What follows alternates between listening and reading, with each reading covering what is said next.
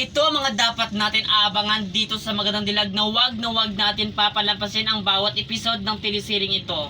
Buong pagkatao ni Gigi ay sinira at talagang tinatapak-tapakan siya ng mga taong gahaman sa pera at manluloko, pero ngayon babawi siya at sinisigurado niya lahat ng bagay na kinuha sa kanya ay kukunin niya at ibabalik talaga ni Gigi ang mga taong ito kung saan sila dapat. Kaya naman mga kapuso, abangan natin itong mga dilag sapagkat ngayon ay babawi na nga talaga si Gigi at sinisigurado ni Gigi na talagang maisakatuparan niya ang kaniyang paghihiganti dito sa mga taong masamang tao na ito na handang gawin talaga para lang sa sariling kagustuhan na gusto yumaman. Kaya naman mga kapuso, abangan natin ito kung paano talaga pipilayan at pahihirapan ni Gigi ang mga taong ito. Kaya abangan natin yan mga kapuso dito sa Magandang Dilag na paganda na talaga ang pangyayari ng telesering ito na wag natin talaga ito papalampasin. Bawat mga achievement ng mga taong ito ay kukunin niya